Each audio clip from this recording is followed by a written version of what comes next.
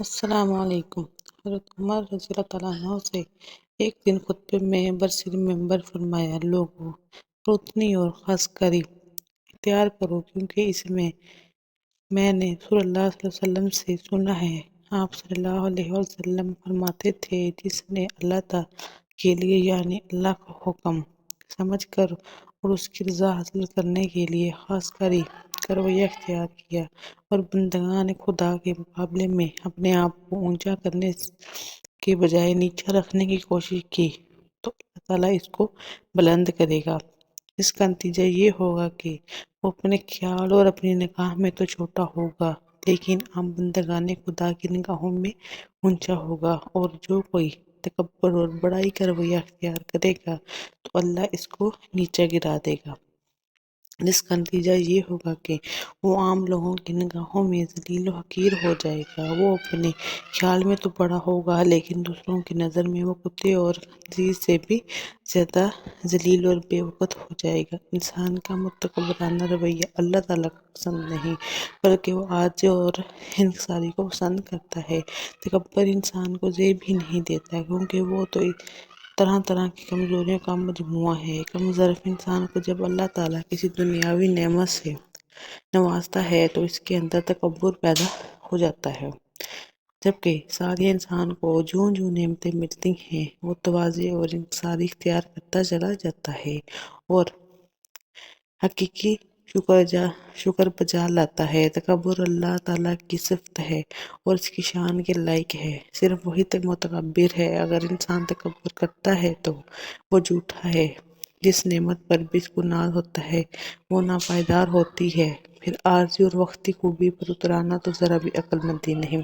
تکبر اور کبریائی تو صرف ذات خداوندی کو سزاوار ہے، جو بے پایان صفات کا مالک ہے، اور اس کی ہر صفت ذاتی اور پائیدار ہے۔ قرآن مجید میں اللہ تعالیٰ کی کبریائی کا باب تذکرہ ہے اور اسی کے لیے کبریائی اور بڑائی ہے۔ آسمانوں اور زمین میں وہ زبردست حکمت والا ہے۔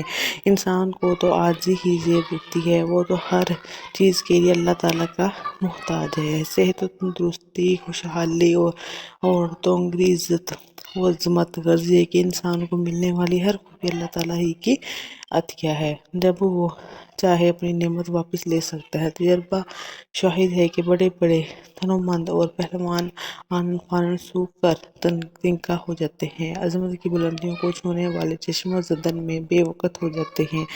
دولت مند جس دولت پر اترتے ہیں اسی جاتے ہوئے دیر نہیں لگتی۔ پھر ان نعمتوں پر تکبر کیسا؟ اللہ تعالیٰ کے سامنے تو بندہ عاجز اور بے بس ہے۔ انسان کا عام طور پر بھی عاجزانہ رویہ ہی پسند ہے۔ اس کا طرز عمل عام لوگوں کے ساتھ تواضع اور انکساری کا ہونا چاہیے۔ اس حدیث میں بتایا گیا ہے کہ جو شخص اللہ کی رضا کے لیے تواضع اختیار کرتا ہے، اللہ تعالیٰ اسے عظمت اور شرف سے نوازتا ہے، جس کا نتیجہ یہ ہوتا ہے کہ وہ بندہ اپنے آپ کو چھوٹا سمجھتا ہے، لوگوں کی نگاہوں میں وہ عظیم ہو جاتا ہے، لوگ اس کی عزت و توقیر کرتے اور اس کا احترام بجا لاتے ہیں، اس کی خوبیوں کا پرچہ ہونے لگتا ہے اور وہ بندہ معاشرے میں ہر دل عزیز ہو جاتا ہے۔ اس کے برعکس جو شخص متکبرانہ رویہ اپناتا ہے، اللہ تعالیٰ اس کو نیچے گرا دیتا ہے۔ پھر اس کا حال یہ ہو جاتا ہے کہ وہ تو خود کو بڑا سمجھ رہا ہوتا ہے، مگر لوگوں کی نگاہوں میں وہ چھوٹا اور ذلیل ہو جاتا ہے، یہاں تک کہ لوگ اسے کتے اور خنزیر سے بھی بدتر سمجھنے لگتے ہیں۔ متواضع شخص چونکہ دوسروں کو حقیر نہیں سمجھتا، ہر ایک کو اچھا اور قابل احترام جانتا ہے، لہٰذا اس شخص کو ہر آدمی زیادہ نہ مل سکتا ہے اور وہ کسی کی پہنچ سے باہر نہیں ہوتا۔ اس کا ہر ملاقاتی اس سے مل کر خوش ہوتا ہے، کیونکہ وہ کسی کا دل نہیں دکھاتا اور کسی کو حقیر اور کمزور ہونے کا احساس نہیں دلاتا، بلکہ اس کے سامنے خود کو چھوٹا ظاہر کرتا ہے۔ متواضع شخص کا یہ رویہ اسے ہر دل عزیز بناتا ہے۔ ایسا شخص کسی پر ظلم و زیادتی نہیں کرتا، سب لوگ اس سے امن میں ہوتے ہیں اور کوئی بھی اس کی طرف سے کسی طرح کا خطرہ محسوس نہیں کرتا۔ اس کے برعکس متکبر آدمی خود کو بڑا سمجھتا ہے اور دوسروں کو اپنے سے کمتر اور حقیر جانتا ہے، جس کا نتیجہ یہ ہوتا ہے کہ لوگ اس سے نفرت کرتے ہیں، اس کے ملاقاتی اس سے ملتے وقت خوف زدہ ہوتے ہیں۔ وہ اپنی بڑائی ثابت کرنے کے لیے لوگوں کے ساتھ ظلم و زیادتی کا رویہ رکھتا ہے۔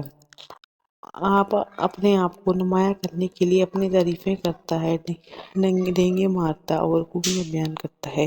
لوگ اس کی خود ستائی کو پسند نہیں کرتے بلکہ اس کے رعب و داب سے نفرت کرتے ہیں۔ اگرچہ کچھ لوگ مسلطاً اس کی بڑائی کو اس کے سامنے تسلیم کر لیتے ہیں، مگر حقیقت میں وہ اس سے بیزار ہی ہوتے ہیں۔ ایسے شخص کے لیے دوسروں کے دل میں کوئی وقت نہیں ہوتی، جیسا کہ حدیث کے الفاظ ہیں کہ ایسا آدمی خود کو دوسروں کے مقابلے میں بڑا سمجھ رہا ہوتا ہے، مگر لوگوں کی نگاہوں میں اس کی کچھ عزت نہیں ہوتی، یہاں تک کہ لوگ اس سے اس قدر نفرت کرتے ہیں کہ اسے کتے اور خنزیر سے بھی برتر سمجھتے ہیں۔